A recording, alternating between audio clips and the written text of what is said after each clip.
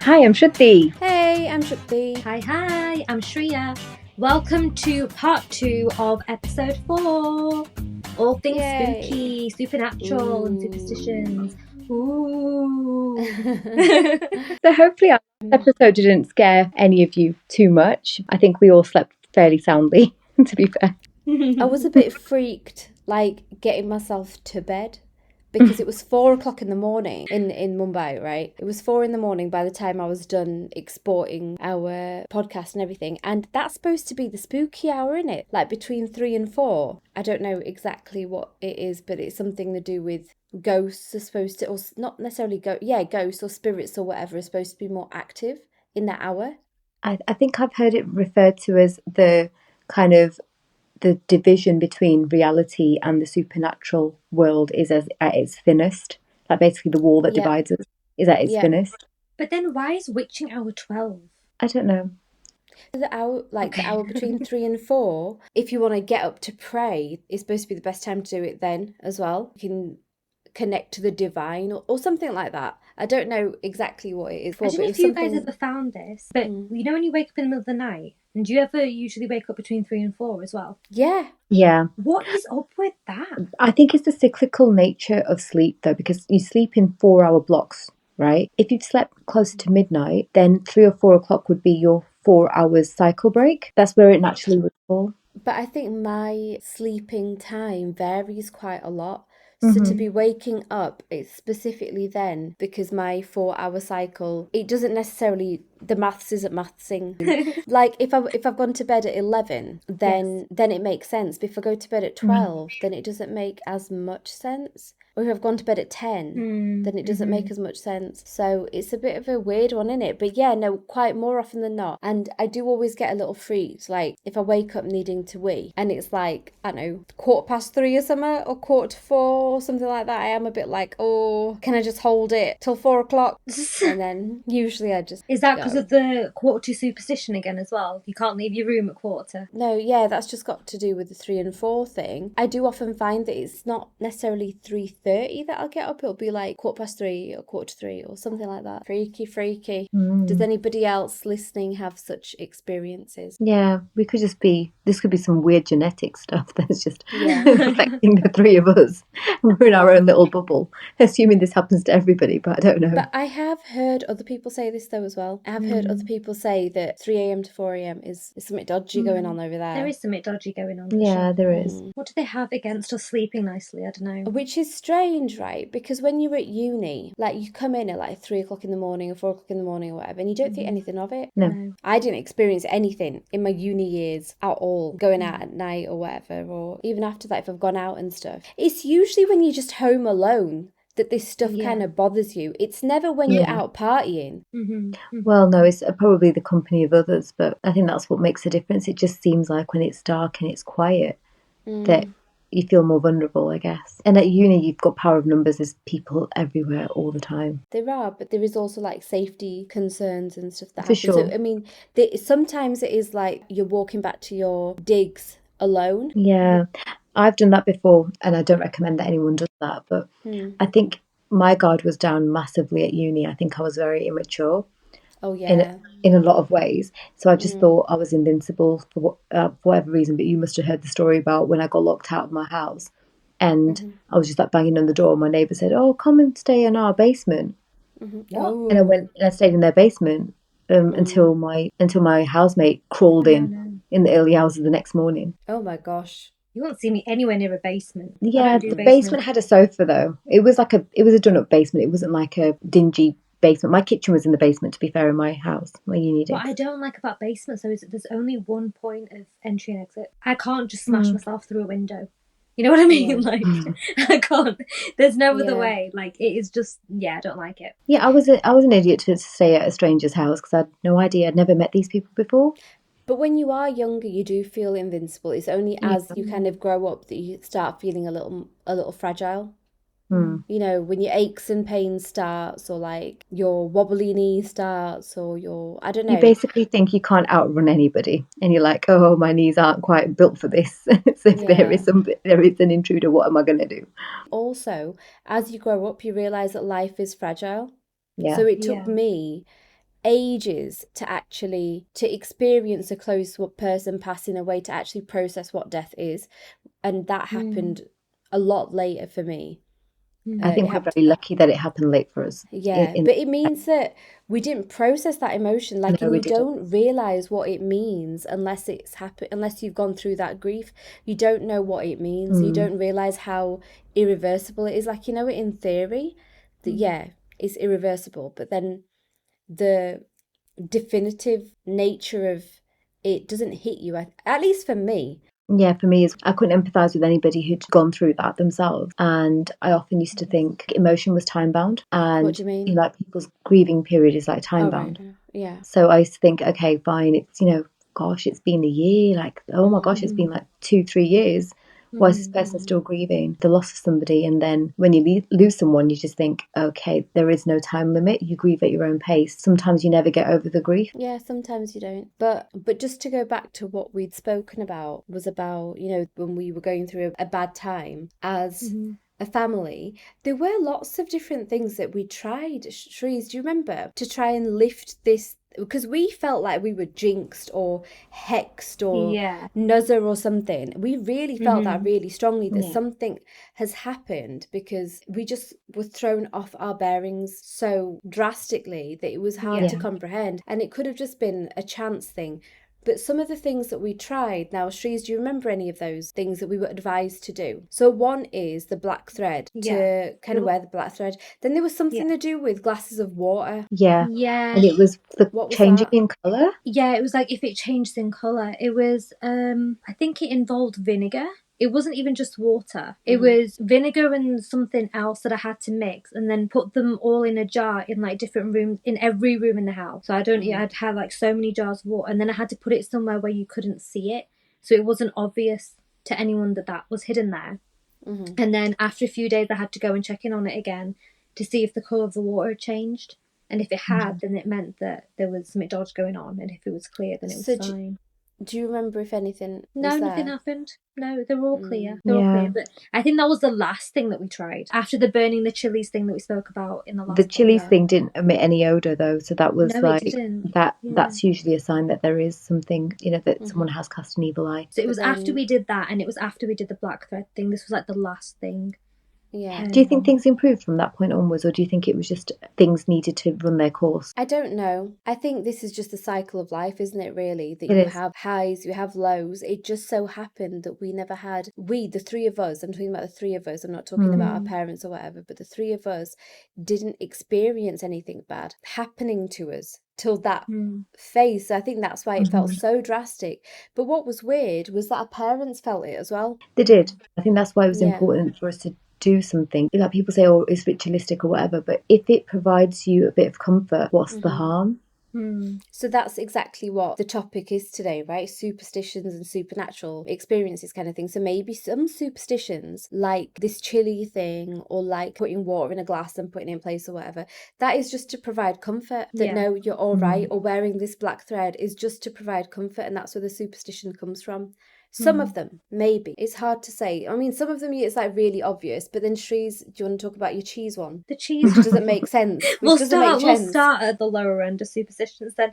Cheese before bed apparently supposed to give you nightmares. But ironically, cheese is supposed to help you sleep as well. So it's like, it'll help you sleep, but you might not have the best dreams. And the thing is, right, is during COVID, Shreeya is witness to me having those Jacob's cream crackers, the Jacobs, isn't it, the company, right, with cheddar cheese slices in there, with a touch of mango pickle. Don't judge, guys, it's really nice. So we used to, during COVID, we used to like stay up till odd hours, like watching whatever was out at the time, like everything. I think we saw everything on every platform that there could have been. And I used to binge on these. So cheese was my last thing that I've eaten before bed. And I don't think I had any nightmares during the lockdown. No. I've never experienced that, to be fair, either. Another, I don't know if this is superstition or religion, or it's one of those things that are like the blurred line between the two things, superstition and religion. But apparently in Indian culture, crows are supposed to be our ancestors. How interesting. Have you guys heard about this? Which is so weird because a couple episodes ago I was talking about how like I'd been attacked by crows who've been trying to take the clip out of my hair. So was that like an ancestor? I send you a signal. And was it the clip same? out of your hair, you look ridiculous. Was it the same crow that followed me to Serbia? Like I do wonder now what. See, I don't know. I might be the association with birds and death. It might be because Zoroastrianism, which is the religion that's followed by people of Farsi denomination who used to be like the ancient Iranians, they've got a large community in India, and upon their death, they are kind of left to the elements. The dead bodies are left to the elements, and they're typically, consumed by birds. And I'm wondering whether it's an association of birds and death and the fact that crows are black and black is seen as inauspicious, or not inauspicious, but as in like death. It's like kind of, it's not a happy colour for us because colours mean quite a lot in Indian culture. But why would our ancestors be represented by a black bird that if it's inauspicious? Because we are told to pray to our ancestors regularly, right? Yeah. I saw this lady on the street once when I was like leaving for work. I was apparently blocking her view, so she told me to move out the way. It was this old cranky lady. She told me to move out the way because I was blocking her way of like looking at the crows while they were flying past because she was like praying or something. Again, it might be external influence into Indian society because obviously black in Hindu culture anyway, it's not necessarily associated with death, but it is in Christianity, for example, and Islam. Black is associated with death. More on the crows. Have you guys not noticed, like in horror movies, whenever something dodgy is happening, there is like a swarm of crows that just appear? Again, I think it's in The Conjuring that I remember it specifically. I'm sorry to mention that film. I know it really gets it triggers me. Even just the name of it. But there's this bit in the garden, if you remember, and I think it was when there was like a sheet was blowing in the wind that was like hanging out to dry, and then you see it fly away in the wind and it wraps around a figure that's not there, and then suddenly it moves, hits against the window, and then you see a shadowy figure like inside the house, and then I think there was like some kid in the house, something, so like the parents were freaking out that someone's going after their kid. But it was during that whole scene, I think it was, or something else that was going on outside, where there was a ridiculous amount of crows. And then I think at one point, correct me if I'm wrong, they just started to like drop to the floor. Was that the first film? I don't remember. I've watched two of them. I don't remember which one's which. Another weird thing about crows, we seem to be like fixated on crows right now, but the hour at which they've been yelling at me is when I am podcasting, when it's between 3 and 4.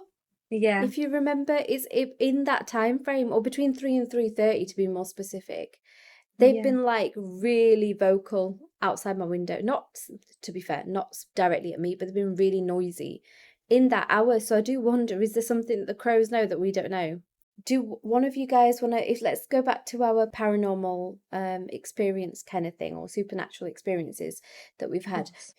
Which one of you two want to talk about Bar's experience? Okay, so I'm going to tell you guys about this experience that our dad had. It was like a premonition, is how he's kind of told us about it. But this is one of his experiences. So he was sleeping and he had a dream that he was swimming. I think it was in the sea. And he began to drown in his dream. And he's trying to get to the surface and he's not able to. And then he's woken up from that dream choking. Like in real life, he's woken up and he's literally choking. And then he had this kind of feeling that something wasn't quite right about that dream. Like he had a really off feeling about it. And the next day, he found out that his cousin had passed away. He got a phone call to inform him. And it turned out that cousin had passed away from drowning in the sea. And then I know that it was another relative that then also told Bar that this cousin had wanted to speak to him about something. Oh, I didn't know that part. So before his passing, he'd expressed a desire to reconnect with our dad because I think they'd not spoken in a while. It was almost as though there was some kind of message being given to Bar that like, I wanted to speak to you. That was a very unusual experience. Yeah, and then there was another one as well, one they did. Why don't you talk us through that one? Yeah, there's the other one. I think the details on this are a little bit sketchy because when our dad told me the story, it was while we were staying at our ancestral home in India. And he said, I remember, I think he said that he was unwell, or it was like everybody else was somewhere else. And he and maybe his sister were in this other room, which was like the furthest room away from the front of the house. Late at night, he saw a shadow that was going up steps. But the weird thing was that there weren't any steps at all because the ground floor of the house was their dwelling, and they had external stairs that led to the upstairs of the house, which was rented out to somebody else. The steps were obviously very, very far away. The only staircase that was known to my dad was really far away. So he was kind of really confused as to what this shadow could be. And the following day, he found out that the person who was renting the floor upstairs had passed away, and that indeed there used to be a staircase there. There used to be a staircase in between the two wall cavities, but it had been plastered over so that the only staircase was from the outside to give the internal house a bit more privacy. So it's just weird, and I think the way that he termed it was that it was almost like the shadow of death going to get this person, because although he seemed to have died of natural causes, again, it was a very untimely death. But this is the weird thing, that even though Baz had like two experiences like this, which aren't necessarily like ghost related, but it seems like the universe is trying to give him a clue as to what's about to happen, but he's not been able to decode it, right? Yet he's the one in our family, he didn't believe any of it, which is weird, isn't it? Because I think none of us have had such strong experiences. The only one for me is like what I said last time about the bangles with our grandma. That's the only major one. And then just a niggling feeling that you get, but nothing so like I can't even imagine if I've had a dream like Bar had and like woken up feeling like I'm drowning, and then hearing that someone that I maybe had been close to has like passed away at the same time. So Bar found out in the morning, right, that his cousin's passed away, which means that he would have drowned about the same time that Bar had that dream, approximately. Yeah. So The that's timings really coincide. weird. That's what's really weird about the whole thing as well. So that would have knocked me sideways if it was me. It is strange how people process. Each person has their own way of processing this kind of stuff, innit? Yeah. I think 90% of the things I hear is that, oh yeah, it's psychological. It must be psychological. Like Yeah. we've all seen, if you've not seen the movie Publia 1, then you should watch it, because that kind of explains people who, in a way, people who might look like they're possessed, or might look like they're under some kind of, nuzzer again, or something's happening, but it's all in it kind of explains really nicely. It can all just be in your mind, or like if you watch that movie Split as well, Yeah. people acting a bit off, it can just be psychological. Yeah. And then you've got this other phenomenon, I've forgotten what it's called, but it's when a group of people have the same delusion. Okay. And there's been loads of cases like that. It was in Australia, and I think the entire family had the same delusion that they had to evacuate their house. And we're talking grown-up children as well, like not babies where the parents have made the decision for them. Like everybody has evacuated, thinking that there's something wrong. Things like this, psychological things like this, can often be genetic, like in families, like you've just said. So things like schizophrenia, which is like the most like least understood thing ever. Like you can't treat it, you can medicate it, and that way you can control it to some extent, but like it's so not understood. But what makes schizophrenia so specific within psychosis is the hallucinations and delusions that you've just said. And with it being something that is prone by genetics, it means that those who are related can then have the same hallucinations or believe that the same thing's there. And again, like you see this in horror movies. I'm going to give the example again. Paranormal Activity. I know you don't like to hear the name. I'm just going to say it. But in that, it might have been the second one, is that there is a family there who's experiencing the same thing, but it's the mum and the kids, but not the dad. So it could almost be that there's something genetic there in terms of hallucinations or whatever that they are seeing and they are hearing. And then means that it's only them, and the dad's just kind of like he's not affected by what they say is happening. He totally doesn't believe. Like he seems to be the biggest skeptic. Even when he responds to like a door slamming, he's still like really skeptical of it, because he's just like, it's just the wind. Whereas everyone else is like, no, it's a demon. You know what I mean? So it could be basically the genetics from the mum's side Yeah. going to the kids, and the dad's just not affected by it psychologically at all.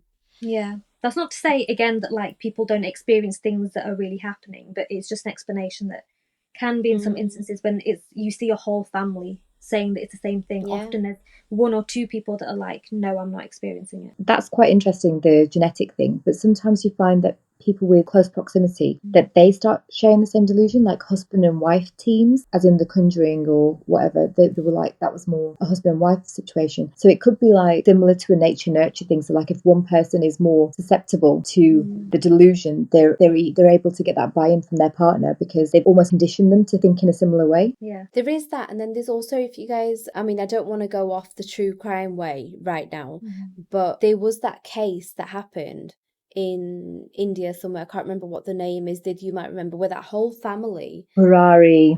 yeah, where yeah. all of them ended their lives because of some mysterious thing where it looks as if it could be some superstitious or religious ritual that it could have been. Yeah. And it seems like the entire family just bought into it. Yeah. Yeah. And they weren't all blood relatives. Obviously, husband and wife weren't, Yeah. but and it was adult children involved as well who also Yeah. bought into the delusion. Yeah. And there was another case recently, again in India somewhere, where an entire family was found in a car and they've all ended their lives together. Yeah. And I think they'd consumed poison or something like that. But they were all in a car, and it seemed as if, again, it was part of a ritual or something like that, some kind of superstitious act. So it's kind of crazy, you know, like the extent to which a person can be consumed by superstitions. Like, we'll just kind of laugh it off a little bit, you know, like there's some examples. If your eye's twitching, either left or right eye, if it's twitching, means good or bad. I can't remember which way around it. I think left eye means good luck and right eye means bad luck, which is all like trivial stuff. But then when people are like taking such drastic steps, you know, it's, oh man, it's hard to digest. Yeah. Shreeya and I had a conversation with Mum earlier on today to understand the meaning behind why certain rituals are followed. And her answer to us was because we were told to follow it and we never questioned it. Like, the specific question that we asked her was around why is it seen as bad luck to buy metal on Saturdays, which is something I only figured out recently. It was something that our mum told me recently when I was looking to buy something that was of metal composition a little while ago. And she said, oh, don't buy it today. Don't buy it today. It's Saturday. Buy it tomorrow. And I was like, why? And she's like, well, you're not supposed to. It's not done. And it's like the fact that people don't question these things sometimes. And that's why we have a lesser understanding as to why these things happen and why these people believe certain things. Should give a reason for that. She said that it's because you're supposed to donate metal on a Saturday rather than purchase it for yourself. Do you know, there was another one that one of my friends told me really recently. She told me that, like, I'll probably say like last month, she told me that it's believed that if you give perfume as a present to someone, that shortens their lifespan or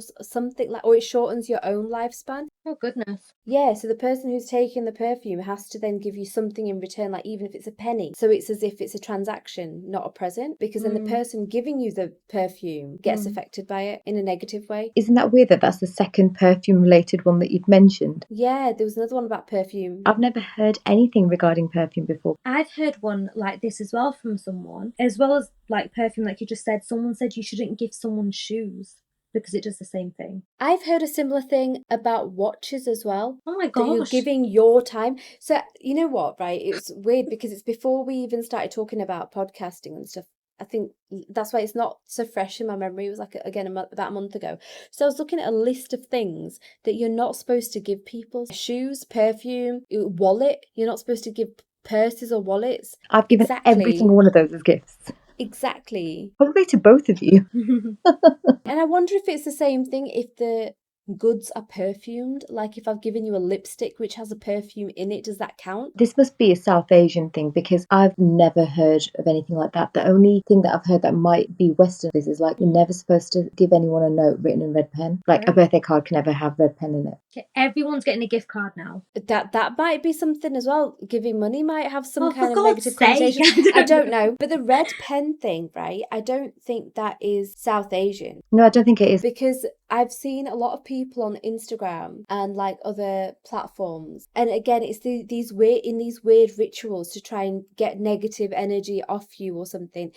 I don't actually understand this, right? But they'll give you like a number, which is your code, and you have to like write this code down in a particular color of pen, which they'll tell you blue, red, whatever, and then the numerical code that they give you is supposed to wade off like whatever negativity there is on you at that time, and you have to do a ritual with it, whether it's burning it on like a specific colored candle, or I don't know. There's no end to this topic. Has literally no end, and we've not even gone to the basic things, like the ones that are still quite majorly all around us, like the number 13. Yeah. Streets don't have numbers. Some buildings don't have number 13 floor. There's that entire thing about, and I think this is all Eastern cultures, about shoes upside down as well. So I thought it was just us, but I've heard about other Eastern cultures where it's a problem as well. Yeah, that's one. Then there's the other one that Mum says that like don't pass scissors to another person or like a knife to another person like in their hand. Blade Like, first. No, at all. At all. If I ask her for a pair of scissors, she puts it down on the table. She won't give it to me in my hand. In India, at least, I've experienced that they have said if someone says, "Oh yeah, pass me the scissors," you'd kind of put the scissors down near them somewhere so it's in arm's reach, as opposed to giving it to them in their hands. And with knives as well, because passing that blade, whether it's scissor or a knife, to that person's hand means that you and that person are more likely to have an argument or some kind of falling out. Then there was another one which is quite funny. In fact, there's a lot that I have memories from just the kitchen. So one is the scissors and the knives thing. The other one, I remember sitting on the counter of the kitchen when I'm little and I'm swinging my legs. That's supposed to be some bad something. Yeah. And there was another one as well in the kitchen. Oh yeah, Jim does. Okay, when you're making like roti, I'm sure everybody knows what roti is. Chapati or roti or whatever you want to call it. When you're making it at home and you're flipping it with those tongs, obviously as a kid, even me as a grown-up, naturally I'll just like clang it repeatedly and like do like a little dance while I'm cooking, and Mum's like, don't do that, that's bad luck. Has she never told you guys that? Yeah, I always do. I chase the kids in the kitchen with it. I'm like, I do that all the time, and I do like every day. You're not supposed to do it. It's supposed to be bad luck. I don't think I'm in the kitchen with Mum a lot. Based on these conversations. That's because you started cooking after leaving the house. I did. So that's what it is. No, I've spent a lot of time. I think I've spent a lot of time in the kitchen with Mum. Like, not necessarily learning, just being her sous chef and helping her do little bits and bobs. You just wanted to eat. No, excuse me. Oh my God, you guys hate so hard. You guys hate so hard. I am her official sous chef, even despite being on the other side of the planet. Girl, I'm joking. Just saying, can't take that from me. I am her official samosa stuffer. I am her mutty cutter outer, or whatever it is. We've all done samosa stuffing though. That's but I'm the official one that does it every time. I'll buy you your own apron when you come back. Yeah, please do. Mum's sous chef. Anyway, then there are universal superstitions. I'd say this one is universal, which is mirror breaking is 7 years bad luck. Yeah. Yeah, how did we not mention that before? Mirrors. But apparently that's because of how much they used to cost. And if it was broken, like back in the day, then it would come out of like the servant's paycheck and it would cost them 7 years wages to repay. Yeah, I've heard that. But like someone did it in a film recently that I watched, and I actually winced a little bit. I was like, oh, bad luck for that actor. Mirrors in general are seen as a little spooky anyway. One is to break them, and then they are often used in these weird rituals that people do, which I mean, I don't really know why or how. There's one that I know of. I think it was around the same time that this was something that we had to do with a candle. This was around that time that things started to happen and people were advising us to do these things. They told me to light a candle in front of a mirror and then leave it there overnight. Major fire hazard, no one do it. Thank you so much. Disclaimer there, do not. Oh, did you do this then? Yeah, but I had to like watch it all night because I was so worried that something was going to happen. And what were you waiting for to happen? Like, It had to like stay lit until sunrise. Isn't that dependent on the length of the candle? Oh, I had to buy like a new candle. What I mean is that if it stays burning all night, was it to test how long the flame could last without being blown out, or was it more to do with the longevity of the actual? I don't know. I don't get I it. don't know. I didn't ask this is questions. just what, yeah, this was It's what just you what were we were told told to do. do. So I was like, okay. So yeah, mirrors are definitely is. But you're also freaked out by mirrors, aren't you, Shukti, at night? Yeah, I don't like them. Like with the bathroom mirror, what you do to it, every time I go in the bathroom after you on a night, you have flipped Yeah. the mirror so Yeah, that you don't I have to flip look it at your down a reflection. bit. I think you're too worried when you're washing your face, you're going to look up and someone's going to be behind you. So you just don't, you just close the Yeah. mirror. I So don't that they're like looking it. behind. Yeah, And the it flippy annoys me because mirror. I need it when I go in. I used to have a thing when I was very young, because I used to, like, now I'm afraid of very little, but when I was younger I used to be scared of a few things bathroom related, including like the bathroom flush. I hated that. And also I used to always think, if I look at my reflection in the mirror, especially at night, what if I see a reflection there that I don't recognise, of either my face or a face behind me? Oh my God, that's scary. Yeah, I know. That used See, to it's be things like, like this why I don't like mirrors. yes, This is exactly. interesting because I wasn't scared of this as a kid. When I was in primary school, you remember there was a specific friend that I used to sleep over at. Oh yeah. So I was sleeping over at her house for New Year's one time, and she dared me to go into her parents' room where the entire cupboard was just glass, like one of those sliding ones fitted into the wall. And she dared me to go into there in the dark while she kept the door shut and look in the mirror in the dark and say Bloody Mary 3 times, because then you're meant to see Her. whoever that is Yeah. in the mirror, or like something's meant to happen. And I think this is something else that they did in one of these horror films. I don't remember which one it was. Might have been The Conjuring. Yeah. But they did it, and then something didn't happen, and then something did happen. Nothing happened with me. It was all good. It's weird that you've done this as well, because Did and I have done this as kids as well. Yeah, we have. Oh. We were egged on to do something like this, and I think this is where my fear stems from, just because, I mean, I'm scared of the dark anyway, and I always have been. I am the absolute chicken of this trio, for sure. Yeah. So when we were egged on to do this, I was quite like, it must have been, I don't know, 10 years old or something, I want to say. It was like a bunch of us that had got together at these like family occasions. And one of the older kids was like, let's see if you're brave enough to do it. So I got pushed into someone's bedroom and they switched the lights off and they told me to say Bloody Mary 3 times looking in the mirror. And obviously I said I did it, and I didn't because I was too scared. I never did it. There's no way you can make me do that. Not then, not now, not ever. I think that has stayed with me, that because of that I don't really like mirrors at night. At night, I'm saying at night, like especially if I'm home alone, like it does freak me out. It's weird, isn't it? You do more like these kind of things when you're younger. Because kind of a similar time, I got to stay at a friend's house for a very, very long time until everybody else had gone to sleep, and then our parents came and got me. But we did the Ouija board, and we were ridiculously young. We weren't even in high school at the time. We all felt something, which we all believed was real, but I've since been told that it was the girl's father playing a trick on us. But way to scare young kids. I mean, what is it that you felt? Basically, all of us felt like our chair moved. How would he do that? I don't know how he did it, because we didn't see him, and it was a dark room, but he said he did it, so I don't know. Unless he was just saying that to maybe to calm you pacify down. us or whatever, yeah. If you remember, when your friend moved out of her house, it was empty for ages because people thought it was haunted. Yeah, it was. And no one has stayed there for very long after. No one said exactly. So there's something that you guys have... You have summoned something. Yeah. We may have done. We've gone off on the negative supernatural thing for a while now. Now on the other side of it, the positive supernatural side. Have you guys ever felt when you go into a religious place?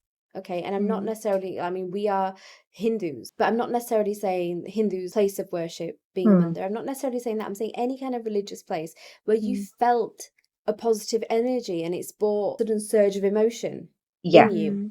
Yeah. Absolutely. 100%. Which is why I love going. That is literally why I love going, because it's like there's good vibrations in the air when you're all collectively praying and stuff. There's such a good energy, and that's literally why I love going. It's the one thing that brings me to tears, almost unexplainably, because I'm not someone who cries very often, but when I go to a place of like religious worship, I'm almost brought to tears by just the purity of it in a way. I don't know how else to put it. There's something that really emotionally kind of connects with me, and that includes like my children at Christmas time. They go and they sing in church. Yeah. I feel it then. I feel it when I go to Yeah. the Hindu temple. I feel like, any place of worship, I kind of feel that energy. See, I can't agree that for me that it's any place of worship, because I think I've been to some places where I've not felt anything. But then that's what I'm trying to say, that some places evoke an emotion. Like, okay, when I came to see the kids at Christmas and we'd gone to church, that gave me some kind of feeling. But our school church never gave me a feeling like that. When we used to go to church as kids, I never got that feeling. I got that feeling when we went to the Golden Temple. Having said that, I also got that feeling when we went to the Taj Mahal the last time we went. And apparently that used to be a place of worship, so that's They say that, strange. yeah. Yeah, so that's strange. And the thing is, right, is I don't get that feeling at every mandir that we go to, but there is one in particular that you guys know of that I like in Mumbai, and that gives me that feeling. I love that mandir. So yeah, that gives me that feeling really strongly, like the strongest I've ever felt it. And I don't know how to explain that either. So some people do say it's because of the way the architecture's done and the flow of energies. But is that it? Is it just the architecture that's making you feel a certain way? I don't think it is that. I think I don't know, because now that you've mentioned that it's not every place of worship, I must admit that our local mandir doesn't do that for me. It does for me. It has for me at times, but it has to be. It's not all the time. It's not every time that I go, but on certain occasions. And again, it's when we're like collectively praying is when it usually. Yeah, that I agree with, and that hasn't happened for a while. So last few times I've been there, it's not been to pray. It's having gone there for an event. So how would you guys describe this? This must be some other kind of supernatural maybe thing. But in the opposite side of what we have been talking about, the positive supernatural or the divine or whatever, maybe is all I'm saying. Maybe, it's not something that's tangible. It's not something you can even accurately describe. Yeah, And it's the exact opposite feeling of what you get when you are freaked out by a feeling that's negative. It's the exact opposite. Because that feeling makes you want to run away, and this feeling makes you want to stay. It makes you feel really peaceful and calm. And I don't do it enough. I don't go to places that connect with me in that way enough. But when I do, it's always like a really special experience. There was another place that we'd gone to that made me feel like this. I think, Shreeya, you and I had gone. Remember when we were going somewhere and there was an interview that I had to do on video call. Which one? Naina Devi. Devi. I got the feeling there as well. Yeah, same. So it's a temple in Punjab somewhere called Naina Devi, and that gave me like really strong kind of emotion that swept over me. Where there is the negative, there is the positive. So I think we are people that believe in God or believe in some kind of energy, force, or however we want to describe our belief. But we don't necessarily believe in the devil, but there must be something, right? The evil side. I think it's in people, the evil. Yeah. I think that side for me, I think rather than it being the devil, I think the evil comes from people and their behaviours and their beliefs and their actions. I think that is the opposite for me. Yeah, no, agreed. I'm the same. I always think everyone's got it within them to, I don't know how to explain it, but basically side with the evil a little bit more within them. But it's within you. The good and the evil is within you, and it's kind of like it's reflected in your actions, and that's how it manifests to the rest of the world. But it's not an external being. So basically, what you're saying is that the positives in the world and the negatives in the world all come from us, right? So again, it's all on some level psychological. Yeah. Right?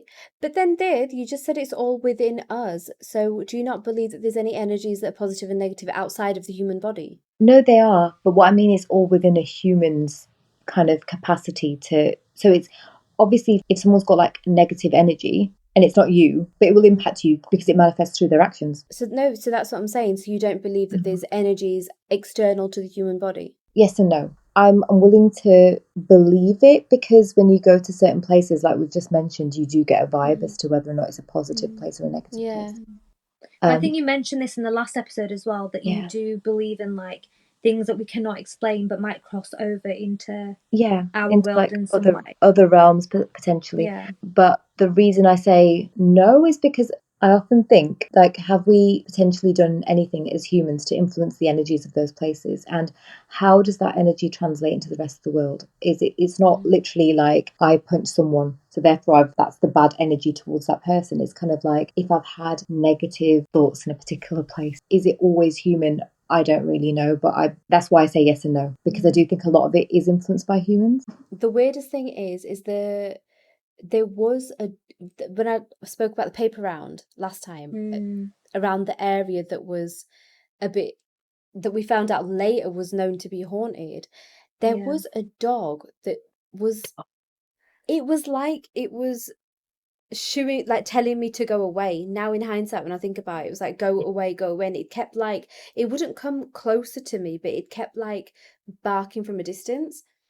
So there must be, I mean, if there is a negative energy, then other beings must feel it as well, right? Well, yeah, Yeah. like Oh, you yeah. always see That. like dogs and cats kind of freak out when they're in a room, and it seems as though they're looking at something and barking, but like nothing's there. Yeah. But what is it that they're picking up on? And Shauna, our rabbit that we had, he used to do that sometimes. He would just suddenly, so like rabbits, when they are scared or they sense danger or they're angry, just like thump their back feet really hard.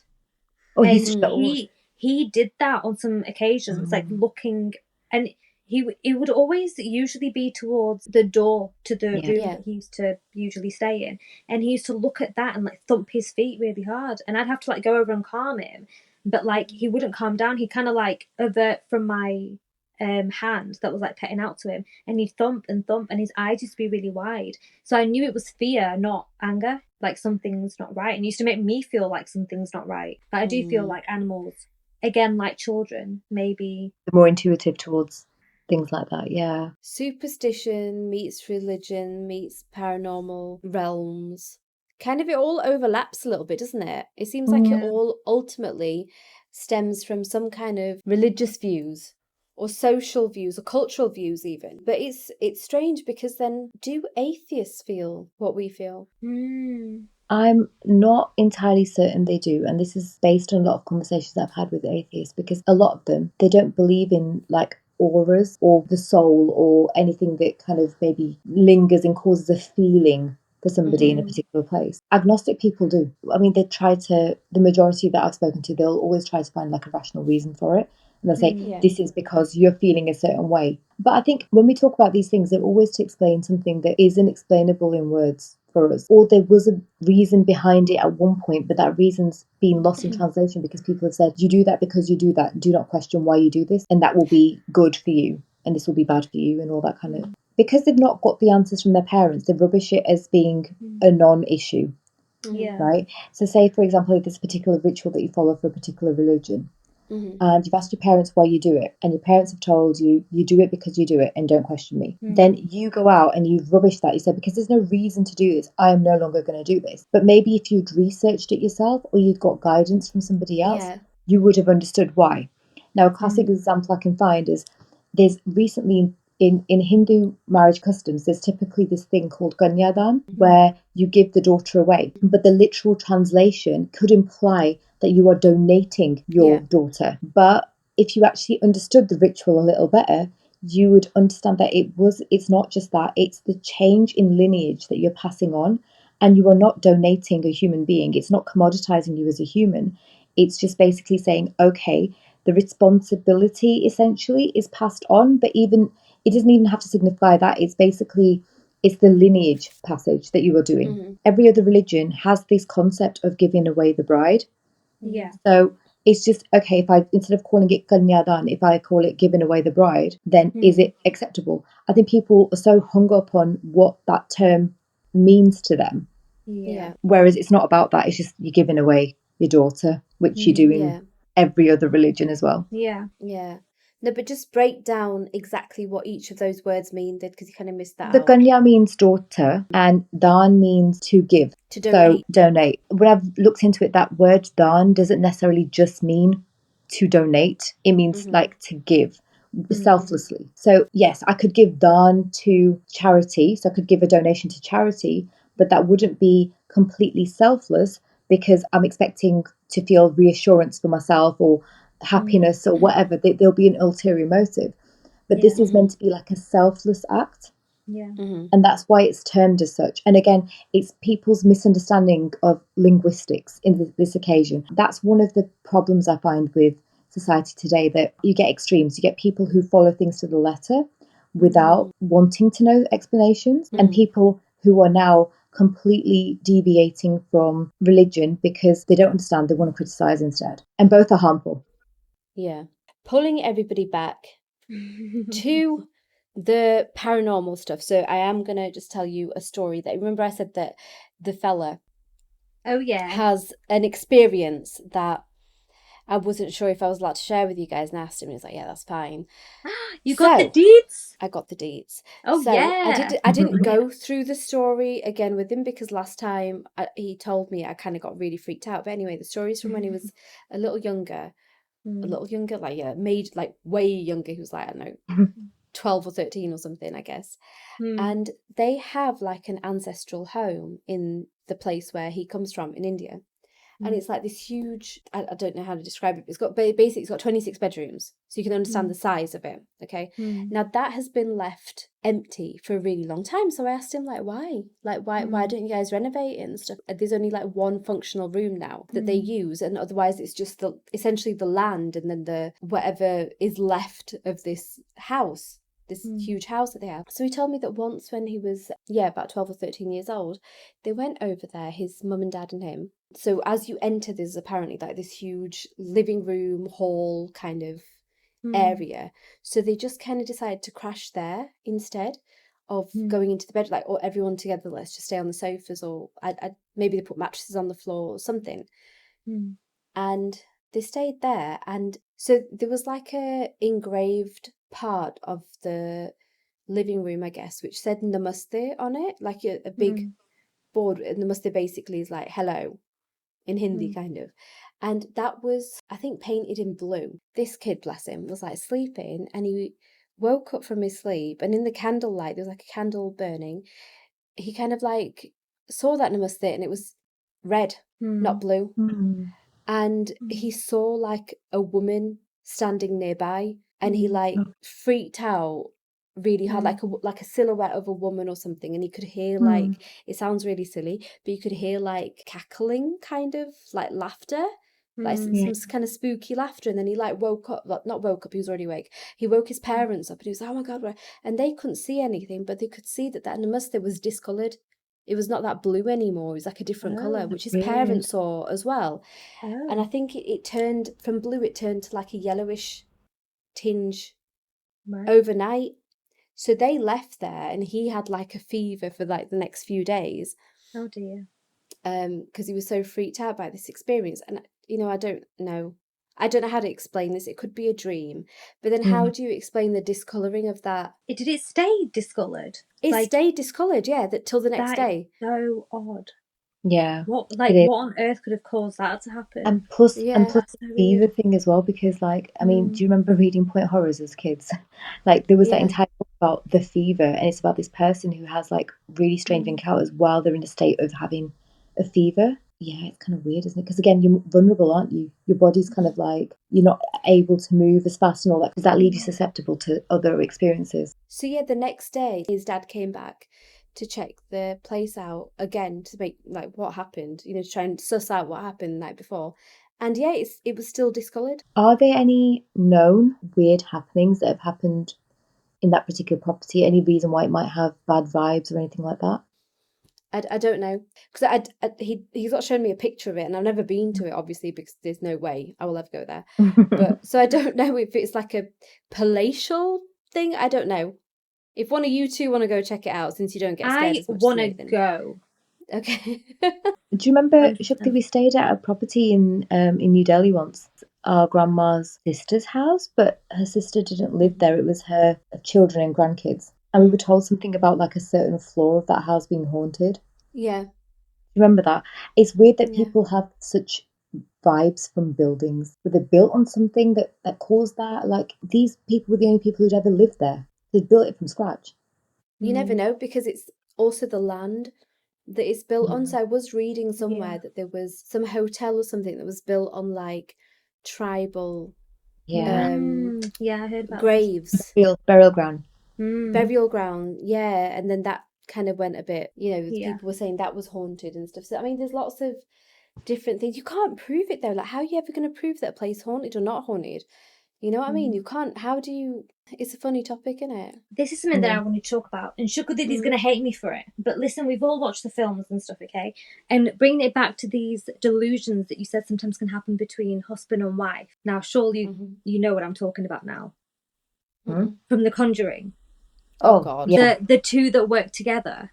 Yeah. And their job is literally to go around and capture whatever object it is and make sure that whatever demon it is that possesses it or energy that possesses it remains within that object. And then they take it to this room that they have in this property that's filled with all these possessed objects. Now, what do you guys think of that? This Annabelle doll.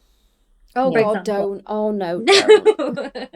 I think we might have broken No, her. but seriously, like she went missing at one point, didn't she? Yeah. Like they tried to take her out to an exhibition and they like lost track of her. This is the thing. It's people who chase certain things or certain experiences. Yeah.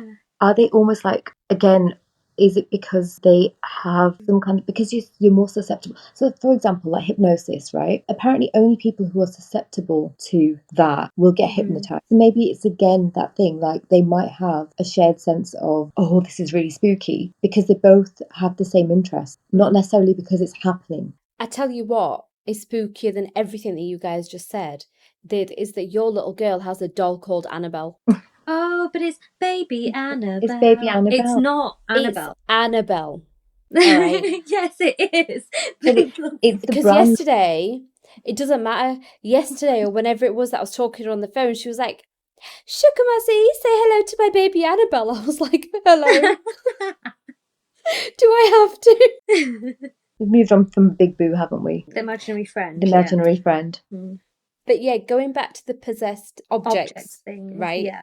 I don't know how to explain that. Because they've got a room filled, and like you're not even allowed to touch this Annabelle doll's glass. Like, So then this would again go to things like black magic, wouldn't it? yeah. Because somebody would have had to physically do some kind of ritual to get some kind of negative energy into that thing. So actually, from what we've seen of the movie, if that's accurate, the way that it started was that she was gifted this doll, wasn't she? From like an aunt or a grandma or something.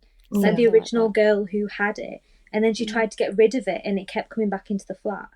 Like she kept chucking it because there was something not right. Like it kept moving around the house. And then whatever. But it was something that she was gifted by a family member. Are you saying that maybe this person did black magic on the doll for it to something? Or where did that family member get it from to give it? Yeah. Because I mean, I don't know. But then it's I've freaky. also heard that the reason these entities use specific objects is so that the people that they are trying to freak out are fixated on that object rather than what's happening around them. Like they use something specific, and it ends up being anything from like what I read at the time that I watched The Conjuring was that these items were like sometimes household items. They weren't even like a doll, which it's often something that people get freaked out by. Toys. You know what I mean? But like some of these toys things as well, I feel like can be explained because like the kids' toys that stay around that are like the electronic ones, if you leave them for a little while, they play by themselves. They do. Like there'll be a tune, but that's like a marketing thing again because it's like if a kid gets distracted and starts playing with another toy, they start chiming away to bring the kid back to it. Yeah. So are people just seeing that happen and thinking something's possessed that toy? Yeah. But then these stories of like toys being possessed kind of predates the electronic toys, doesn't it? Yeah, that's true. That's the scary part of it, that when it was all like Jack in a Box. Yeah, because like have you seen the actual Annabelle doll? Yeah. It looks nothing like the film version, and it looks not realistic. It doesn't look like, because the creepy thing about dolls is basically that they imitate what a human looks like, right? What a human child looks like. That Annabelle doll didn't even look like a human child. It looked like hair. Yeah, that's what I mean. Like red wool and hair. Yeah. So I mean, just drifting off the Annabelle topic a little bit because I'm a bit freaked out now. So I'm just so again, we were like planning a shoot in London. So I've spoken a lot about the kind of paranormal experiences or, haunted places in India or whatever. So we were planning a shoot in London town, okay? And we were looking for houses or, mansions and stuff like that. So we went and we looked at loads of properties. One of the locations was supposed to be something like, Harry Potter kind of big, Hogwarts kind of big, like that kind of look. It doesn't have to be that big, but like the look, the kind of old school look. So when we were looking for this place, right, you wouldn't believe. I'd probably say if we've looked at 10 places, for example, 8 of them, the people who are showing us around are telling us it's haunted. Oh. In London. Yeah. But London's a very old city. But like in the city, in like the hub.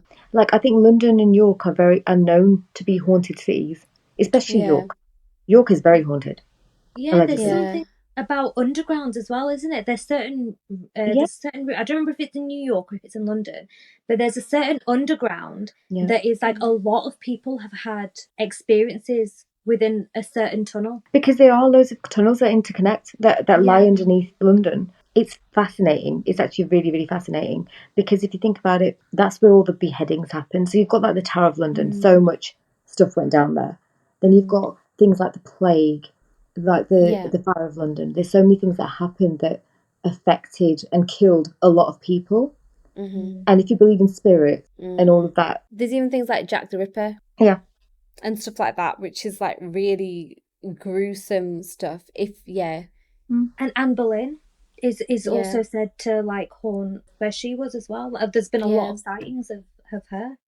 Yeah. I don't know, these houses, it was weird because like I say, if for example we went to 10 houses, 8 of them they were telling us were haunted and they all had their own individual stories, and there was one of the houses that had a room that was full of dolls. So I don't know, like how do you just say that it's not real? You know what I mean? And everything that all these people are feeling or thinking, or maybe they're all Fruit Loops, I don't know. Maybe it's real. I don't know. It must stem from somewhere, but what is it? And how much of it is exaggerated? It might just be like a small thing, which then gets exaggerated by your... Like, I know. I'm jumpy. I know. Right, Sorry, I know I'm laughing, but it's because of that video of you opening that door in slow motion. Your reaction to it, that's what I'm laughing at. You are really jumpy. It's quite ridiculous. Really jumpy. Yeah, no, I am easily startled. That's why I can forgive the boy for being startled by the moth and breaking the mug. I just wish it wasn't that mug. You know, why couldn't it be a mug I'm not bonded with? I was just going to make a point that if you think back to, remember all the real haunted stuff that used to come on TV, and they're very jumpy about it, and they'll go into like these older houses and they would jump at sounds and things like that. A lot of that has to be exaggerated because that's their day job. If they stopped finding things like that, they wouldn't have a job anymore, pretty much. What was that channel called that showed that all day long? There's a few horror channels, yeah. And it's literally just show people going to haunted places and jumping. And now it's like YouTube channels. There's lots of YouTube channels that do the same thing, innit? Yeah. That do similar things. But then I feel like they're more authentic because some people will just be like, I don't feel anything here. Yeah. Because their day job is typically not tied to that place being haunted, right? Whereas for these people on these channels, if they stop finding things that were haunted, they cease being entertaining. Okay, so I think we have covered all the topics and angles and thoughts in our own minds. I'm pretty sure we could talk about this for another 4 episodes because the more we talk about it, the more we're remembering more. Let's call it a day and let's go back to some happy topic next time or something and like something a little lighter. Like, you know, where did we start and where are we going? Weight loss and weddings to supernatural spooky things. But that's all right. We'd like to keep you guys on your toes when you're listening. Please do share your spooky experiences with us. And if you've got any topics that you would like to hear us cover, please send them our way. Otherwise, we will keep the randomness going. We have a whole lineup of random. But we're willing to hear from you guys as well and to see if there's anything you want us to cover up. Like, comment, subscribe, share. Join us for a natter.